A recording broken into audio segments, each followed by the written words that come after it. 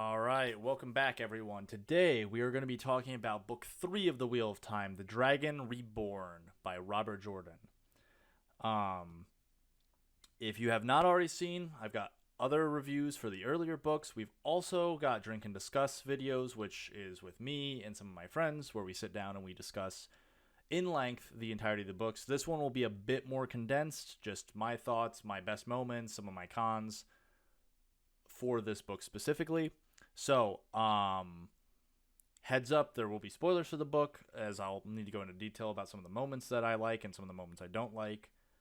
But with that all being said, I'm excited to get talking about this. So, um, with The Dragon Reborn, I think for me, I really enjoyed this book. I felt like the characters are finally clicking into place.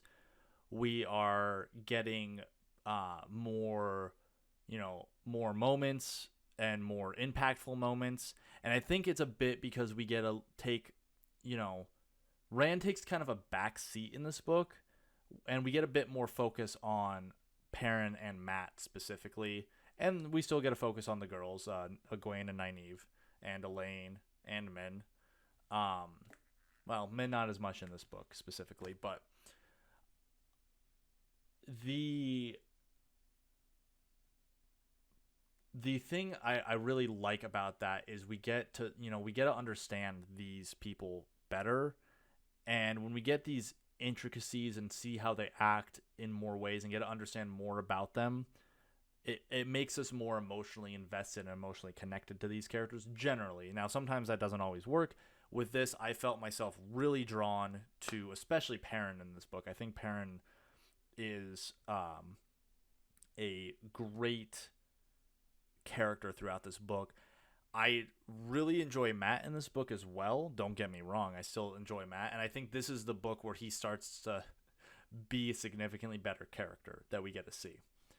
Um, with all that, I think that the moments in the book that really stand out to me, the one specifically I'm thinking of is with Perrin. Well, most of the ones that stand out to me are with Perrin, but I've got a couple. I like when he gets to see the consequences of the his powers with the wolves, and see, with not with him but with another man who could speak to wolves, how he's basically lost himself and there's no man left, it's just wolf left.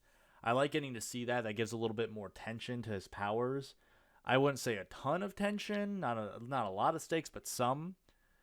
Um, and I like to we get to see how that moment specifically, we get to see how kind Perrin is, really, when he basically, tells the man to like let his brother run free and have let him enjoy the rest of his life. And that, when characters do stuff like that, it speaks more to the character, that we're getting to see. We get to see his actions, and we get to extrapolate, about his character from that. And we already know Perrin from the first two books is generally the most gentle of the three main boys.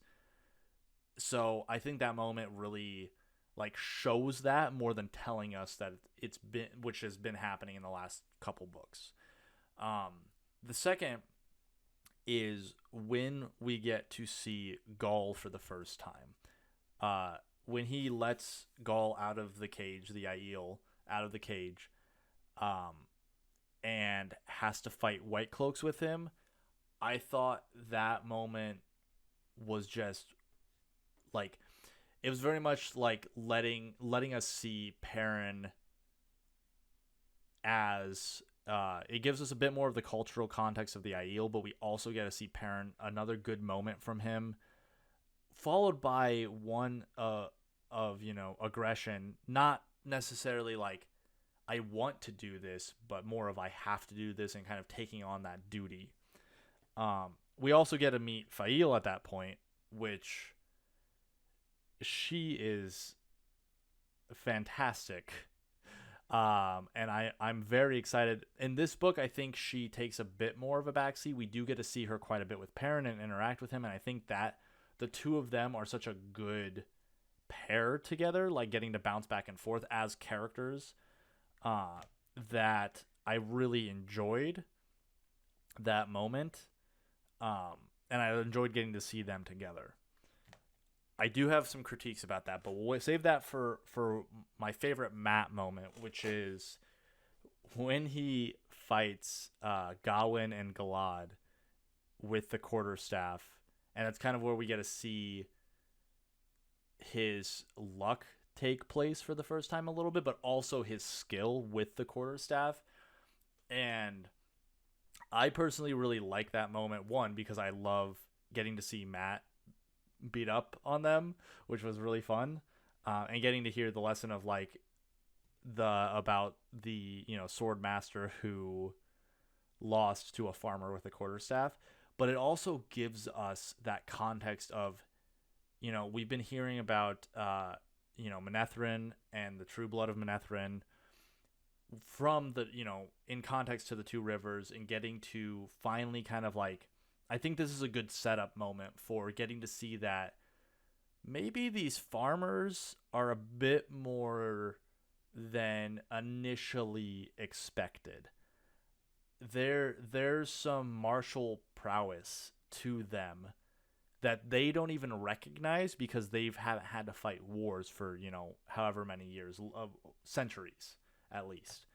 And it's really exciting to get to see that from getting to see Matt do this, because clearly that also reflects back on them. Obviously, like, that makes Matt seem even more cool and a little bit more badass, and I like that. I really enjoy the addition of the Gray Men in this book. I'm trying to remember if we got. I don't think we got them in the last book. Maybe there was a brief mention. Can't remember off the top of my head. But in this book, I mean, they're a lot more prevalent, and I think having them exist is another cool element to the forces of the dark. Basically, it gives us a little bit more like depth to what some of their powers are, and also gives us cool moments with both Matt and Perrin, and throughout the book, throughout the series, with more of them being problems.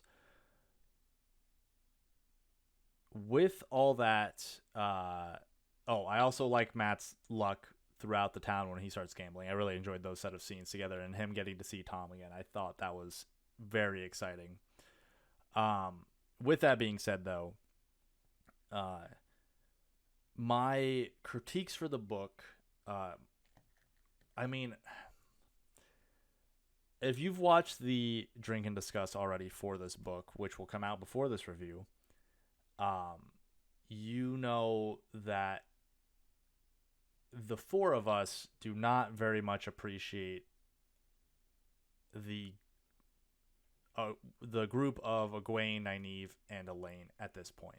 I think Elaine and Egwene have better characters. I don't really think Nynaeve gets like good depth until much later down the road, but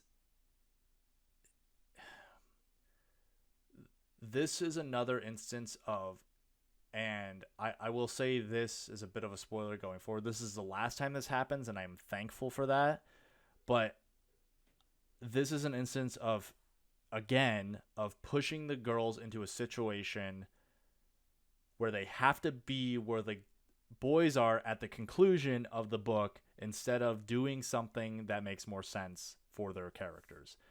So they start hunting the Black Aja in this book, which I think is interesting. But instead of starting to like unravel it in the tower, they are like, you know what? Let's go chase down these other ones who have left the tower. And we get a little bit of them working towards like realizing like, oh no, like this can be a problem.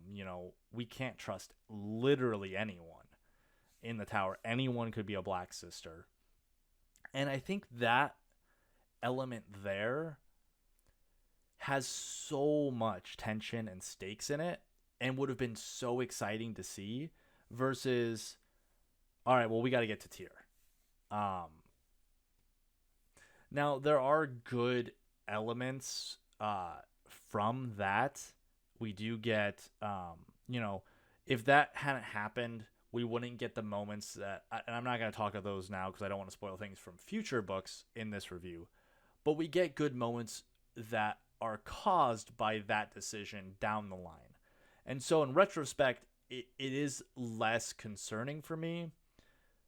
But I can understand, like, and I know, especially my first time, I was just like, I don't really like that decision, and I do think like there were potentially better options for that. Um, Other critique that I have is with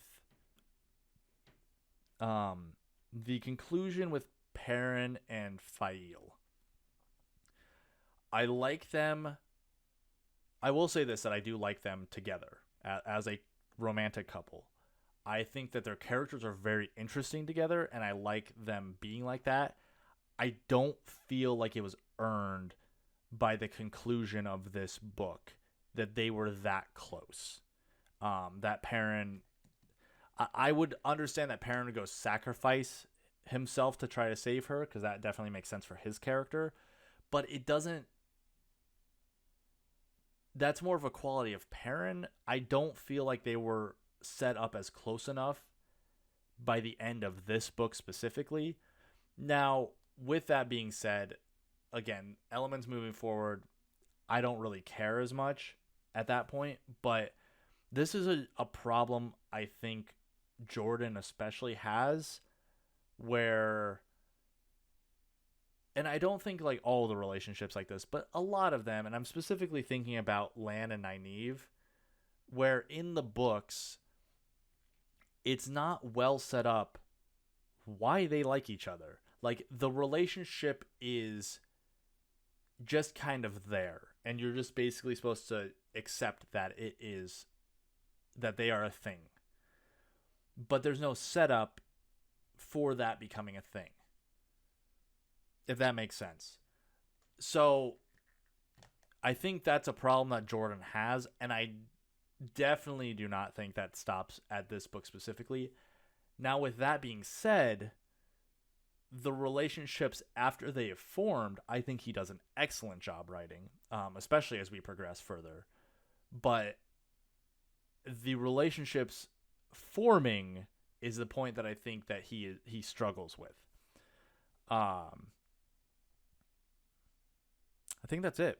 I think that's all I've got to say about critiques. I mean, there were other good moments that I really liked. I was just thinking about like the Stone of Tyr. I really liked that.